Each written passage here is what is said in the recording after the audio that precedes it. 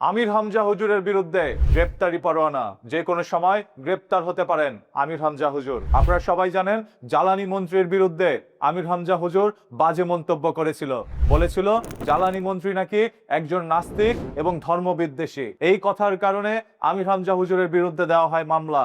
সেই মামলার রায়ের জন্য তাকে আদালতে উপস্থিত থাকতে বলা হয় 2 বার, তবে আমির হামজা হুজুর আদালতে উপস্থিত ছিলেন না একবারও। এতে করে তার বিরুদ্ধে দেওয়া হয়েছে চার্জশিট বা গ্রেপ্তারি পরোয়ানা, এবং বলা হয়েছে প্রত্যেকটি গণমাধ্যম বা পত্রিকার মধ্যে এটা নিয়ে লেখালেখি করার জন্য যে আমির হামজা হুজুরের বিরুদ্ধে গ্রেপ্তারি পরোয়ানা জারি করা হয়েছে। আমির হামজা হুজুরকে নিয়ে এক একজনের এক এক ধরনের মতামত থাকতেই পারে। আপনারা দেখেছেন কয়েকদিন আগে আমির হামজা হুজুর যখন ওয়াজ মাহফিলের মধ্যে যেতেন, তখন কথার মাঝে বলে ফেলতেন কোন দেশের নায়িকা কতটুকু সুন্দর, কোন দেশের নায়ক কতটুকু সুন্দর। নায়ক নায়িকাদেরকে নিয়ে মন্তব্য করে নানা ধরনের সমালোচনার সম্মুখীন হয়েছিলেন আমির হামজা হুজুর। তখন তিনি তার ফেসবুক পোস্টের মাধ্যমে দাবি করেছিলেন, আমি যখন স্বৈরাচার সরকারের আমলে আমাকে রিমান্ডে নেওয়া হয়েছিল, সেখানে আমার উপরে নির্মম আচরণ করা হয়েছে, যার প্রেক্ষিতেই আমার মস্তিষ্ক কাজ করছিল না।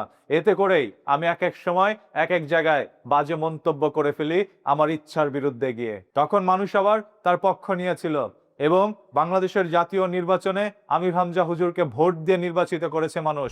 আজ তিনি একজন সংসদ সদস্য।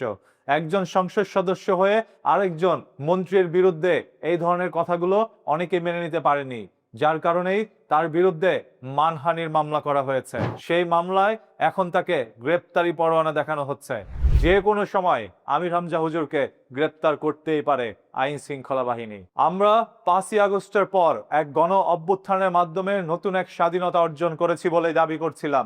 তখন সবার উচিত ছিল একে অপরের সাথে হাত মিলিয়ে এই দেশটাকে এগিয়ে নিয়ে যাওয়া। এই দেশের জনগণ নতুনত্বের জন্যই এক নতুন সরকারকে নির্বাচিত করেছে, কিন্তু নতুনত্ব পাচ্ছে কোথায়? একে অপরের বিরুদ্ধে বিরোধিতা করতে করতেই যেন কেটে যাচ্ছে 3টি মাস, তারপরও কোনো ধরনের ফলাফল পাচ্ছে না এই দেশের জনগণ। আমির হামজা হুজুরের এই সকল মন্তব্যগুলো আপনাদের কাছে কি মনে হচ্ছে? আপনারা একটু কমেন্ট করে জানান। আসলে কি আমির হামজা হুজুর যে কথাটা মন্ত্রীকে বলেছে, এটা কি কখনোই মানার মতো? কি কারণে আমির হামজা হুজুর জ্বালানি মন্ত্রীকে নিয়ে এই ধরনের মন্তব্য করেছেন? সেটার স্বচ্ছ কোনো উদাহরণ যদি আপনাদের কাছে থাকে তাহলে কমেন্ট বক্সে জানাবেন। সেটা নিয়ে পরবর্তীতে আবারও কথা বলা হবে। হ্যাঁ, সত্য খুঁজে বের করাই আপনার আমার দায়িত্ব। আসুন সবাই মিলে সত্যটা খুঁজে যাই। প্রত্যেকটি দুর্ঘটনার পিছনে যেরকম ছোট্ট একটি ঘটনা লুকিয়ে থাকে, সেই ঘটনা উদ্ঘাটন করাই এখন আমাদের কাজ। আর বাংলাদেশের একটি নিয়ম, হুজুরদের পান থেকে চুন খসলেই তাদের বিরুদ্ধে বাংলাদেশের জনগণ রুখে দাঁড়ায়। বাংলাদেশের সুশীল সমাজ হুজুরদের বিরুদ্ধে প্রোপাগান্ডা ছড়ায় প্রতিনিয়তই, সেটাও মিথ্যে নয়। একটা সময় এদেশের মধ্যে দাড়ি টুপি পাঞ্জাবি থাকলেই তাকে জামাত শিবির বলে ধরা হতো। আমরা সেরকম কোনো রাজনীতি এই দেশে আর দেখতে চাই না।